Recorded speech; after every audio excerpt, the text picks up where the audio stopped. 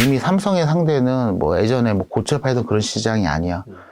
애플이나 구글이나 뭐 전 세계에 있는 글로벌 기업들이 삼성의 상대란 말이야. 그들을 상대로 싸워 나가는 거는 예전처럼 과감한 혁신이 최선일 수는 없는 것 같아.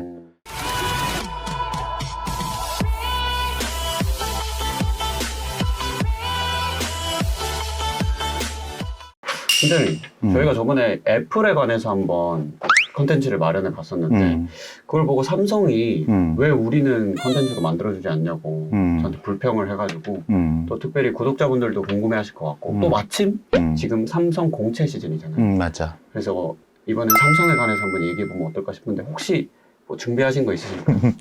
3월이 삼성 창업달이기도 하니까 네. 좋은 시기인 것 같아. 한번 진행해보지. 삼성이라는 회사가 처음 어떻게 생겼을까? 삼성이 처음 했던 사업 혹시 알고 있어? 제가 알기로는 국수집으로 알고 있어요. 맞아. 삼성상이라는 회사가 그 삼성의 시작점이야. 1938년도 3월 1일. 그때 당시 삼성의 창업주였던 호암 이병철 창업주가 그 조홍재 효성그룹 창업주 그리고 허정구 삼양통상 창업주랑 같이 동업으로 시작했던 회사가 시작이었거든. 뭐 당시 대구에서 시작을 했었는데 대구 인근에 나오는 첨가물도 좀 팔던 회사야. 그러면서 이제 국수도 만들어 팔았던 회사인데 지금도 그러지만 당시에도 약 지역에 뿌리를 내리고 있는 국수집을 이기긴 어려웠나 봐. 그래서 이 별표국수가 대구에서 시작을 했지만 크게 성과를 보지 못했다고 해. 그래서 40몇 년도에 이제 호암 이병철 회장이 서울로 옮기지. 그리고 삼성물산을 새로 창업을 해. 그래서 이제 삼성의 본격적인 시작이 이루어지게 되는 거야. 그렇게 돈을 벌다가 1950년에 일어났던 6.25 전쟁이 삼성한테 기회가 돼. 아, 기억나요. 고철을 맞아. 당시에는 이병철 회장이 서울은 괜찮을 거다라고 믿었었나 봐. 그리고 좀 피난 늦게 가셨대. 그러다가 그 운전기사의 뭐 기지로 아주 운 좋게 서울을 빠져나왔고 부산을 이동을 했는데 이 부산에서 새로운 사업 구상을 하게 된 게 고철이었던 거야. 전쟁이 터지니까 사방팔방으로 뭐 고철이 남아돌 거 아니야. 이 고철을 어디다 내다 팔았냐면 일본이야. 일본이 고철 부족한 이유가 있었어, 당시에. 2차 세계대전을 겪으면서 일본 자체적으로는 전쟁 중에 철을 아주 많이 써버리니까 걔들은 철이 부족하던 상황이었거든. 그러다 보니까 뭐 양쪽의 이해 관계가 맞아 떨어졌다. 그 덕에 이제 삼성물산이 고철 사업으로 돈을 마련했고 그게 이후에 삼성이 만든 근간이 되는 거지. 자본이 됐던 거야. 맞아. 그 돈으로 제일제당을 만들었고 그 이듬해 이제 제일모직을 만들어서 양복지도 만들어 팔아. 이 두 회사가 빠르게 성장을 하게 되지. 그렇게 되면서 60년대쯤 갔을 때 이미 이병철 회장은 한국에서 손꼽히는 부자로 올라가지. 그렇게 올라가서 당시에 이제 이병철 회장이 관심 갖고 있던 분야는 비료 사업이었다고 해. 아직 한국이 농업사회였으니까 여기에 대한 투자를 좀 진행하려고 했었는데 1960년에 있었던 일 혹시 알고 있어? 쿠데타. 그 전에 4.19 혁명 먼저 일어나. 4.19 혁명, 5.16 쿠데타 일어나는데 이 두 가지 사태를 견디면서 삼성의 첫 번째 위기가 찾아오게 되지. 당시 1960년도에 민주당 정권이 드디어 자유당 정권 밀어내고 올라오면서 했던 게 여러 가지 숙청 사업을 진행하는 그 중에 하나가 부정축제자들을 이렇게 골라내는 사업을 진행을 해. 이병철 회장은 뭐 이유가 어쨌든지 간에 한국 최고의 부자다 보니까 일단 그 사람에 대해서 타켓이 딱 잡힌 거야. 그 위기를 못 넘긴 회사들도 분명히 몇 군데가 있어. 다행히 뭐 그때 당시 삼성에서는 꽤 많은 벌금을 내고 이병철 회장을 구명했다라고 해. 그렇게 끝난 줄 알았는데 얼마 지나지 않아 6개월 만에 또 5.16 쿠데타 일어나는 거야. 박정희 정권이 집권하게 되면서 또다시 이병철이 또 불려가는 거야. 뭐 당시 이병철 회장은 정부랑 약간 딜을 했다라고 하더라고. 내가 보국할 수 있는 길을 좀 달라. 이 돈 가지고 열심히 한번 해보겠다라고 했고 정권에서도 뭔가 차후에 경제 발전을 이끌고 나갈 주역이었잖아. 버릴 수는 없었다. 맞아. 그러다 보니까 알았다만 해보자라고 해서 그래서 60년대 들어서 또다시 새로운 발전을 하게 되지. 근데 그 삼성이 한 번 더 위기에 빠지게 되지. 사카린 미투 사건은 혹시 알고 있어? 아, 들어봤어.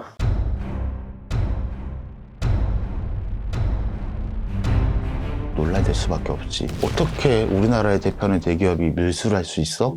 아주 난리가 났다고 해. 혹시 김두한 씨라고 알고 있지? 종로 주모 김두한. 그 장군의 아들. 그 김두한 씨가 당시 의원이었단 말이야. 국회의원이었는데 그때 그 유명한 똥물 투척 사건도 벌어져. 똥이나 처먹어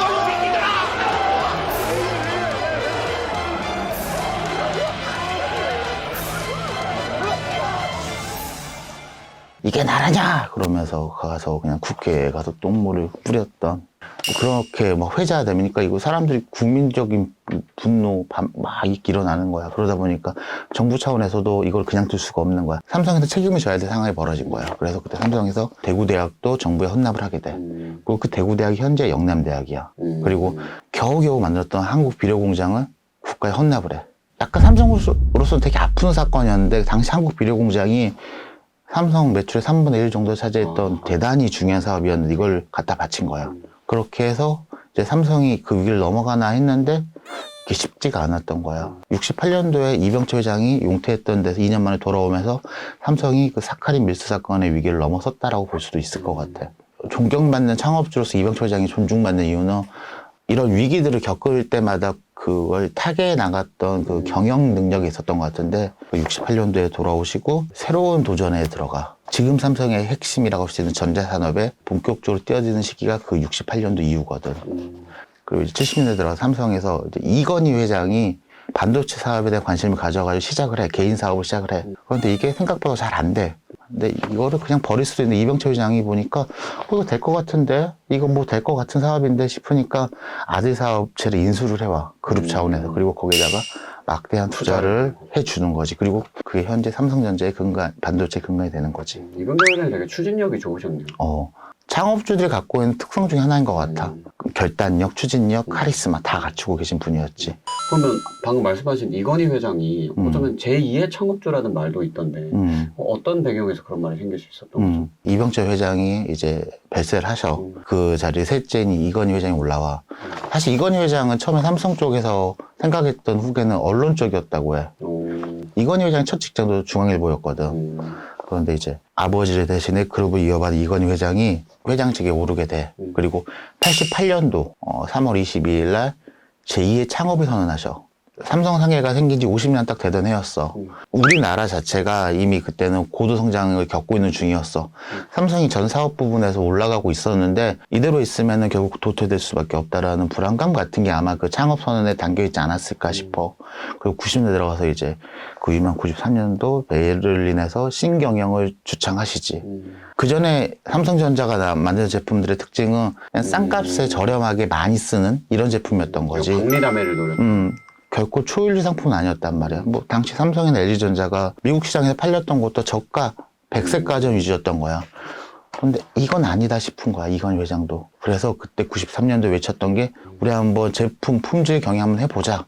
이렇게 해서는 안 된다. 품질이 최우선이다 라는 그런 움직임이 지금의 삼성을 만들었던 가장 큰 키워드가 됐다라고 보여져. 한 가지 더 이루어져. 당시 삼성에서 전 분야 혁신이 이루어지는데 그중에 특히 핵심이 디자인 혁신이었어. 디자인 혁신에 들어가고 그게 오늘날 삼성을 만드는데 일조를 하게 돼. 이건 회장이 취임했을 당시 삼성전자 매출이 10조 원이었어. 그룹 전체 매출이. 근데 그분이 취임하시고 30년대 경영하시면서 삼성전자 매출이 얼마나 컸는지 알아? 400조까지 올라가는. 40배가 커진 거. 거의. 이만큼 그룹을 키운 사람이 어떻게 2대 창업주가 아닐 수 있겠어. 90년, 2000년대가 우리나라 사실 IMF 시대였단 말이야. 삼성도 어려움을 겪어.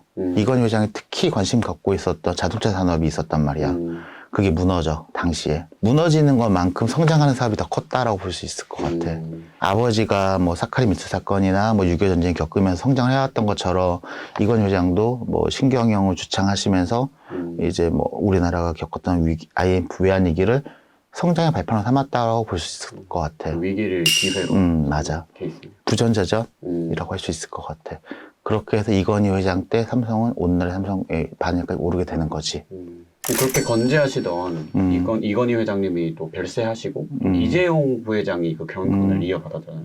그럼 이재용 부회장이 이끄는 삼성 어떻게 보실까요?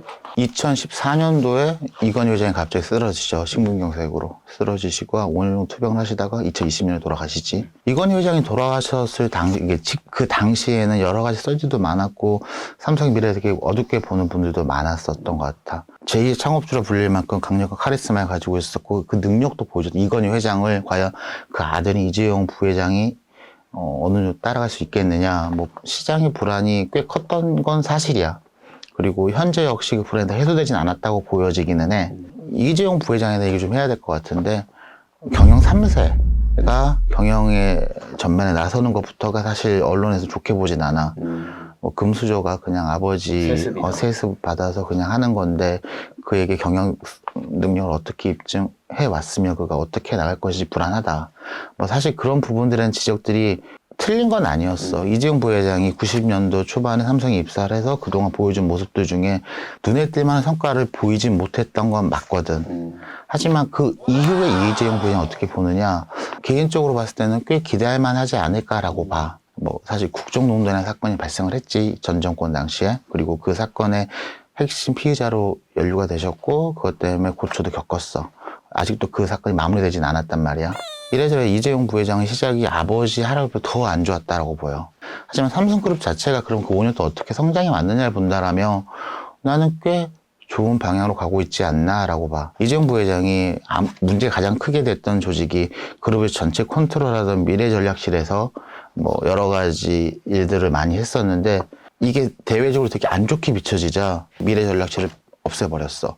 그리고 삼성이라는 그룹 자체의 그룹 개념을 빼버렸어. 뭐 공정위에서 조사하는 기업 집단은 여전히 삼성그룹으로 포함이 되긴 하지만 삼성 자체적으로 이제 더 이상 그룹이라는 개념이 없거든. 전자, 뭐 금융, 뭐 나머지 계열사들이 다 개별적으로 독립적인 경영을 할 수 있게끔 독립경영체제를 만들어줬어. 사실 이것만 해도 큰일이라고 봐. 오너 경영들이 포기 못하는 것 중에 하나가 내가 다 지고 있고 싶어라 하는 그런 욕심 같은 거나 보거든. 근데 이재용 부회장은 뭐 경우가 어찌 되었든 상황이 어찌 되었든 그거에 대한 포기를 하신 거지.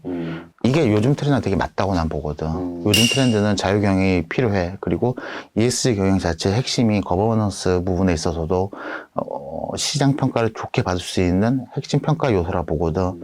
그 결단을 내린 것만으로 나는 되게 의미 있다라고 봐. 그리고 아까도 얘기했던 국정농단 사건이 되게 의미가 있는 게 안 좋은 일이야 분명히. 할아버지 때 사카린 밀수, 아버지 때 김영철 변호사 양심폭로 사건이 하나 있었거든.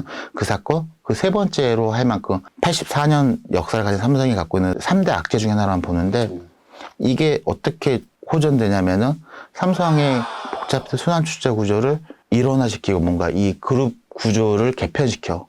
과거에는 어렵다고 봤던 지주사 체제 전환이 가능하게끔 만들어준 사건이 국정농단 사건이야. 다시 정리하자라면 이재용 부회장이 선대처럼 뭔가 임팩트 있는 활동을 보여주기 어려운 건 사실이야. 아버지나 할아버지는 바닥이나 그 밑에 있던 회사를 끄집어 올리는 역할이었잖아. 그보다 더 어려운 게 수성이라고 하거든. 이미 삼성의 상대는 뭐 예전에 뭐 고철 팔던 그런 시장이 아니야. 애플이나 구글이나 뭐 전 세계에 있는 글로벌 기업들이 삼성의 상대란 말이야. 그들을 상대로 싸워 나가는 거는 예전처럼 과감한 혁신이 최선일 수는 없는 것 같아. 이재용 부회장의 방향성이 지금 맞아 들어가고 있는 게 아닐까라고 봐. 아, 제가 오늘 제 핸드폰을 몇 년째 애플만 쓰고 있는데 팀장의 얘기 들으면서 당장 갤럭시로 갈아타야 되나 하는 생각이 드는데 우리 구독자분들도 저희는 절대 뒷광고가 없다는 점 알아주시면 좋을 것 같습니다. 네, 현대이TV는 다음에 더 재밌는 소식을 가지고 돌아오겠습니다. 오늘도 시청해주셔서 감사합니다.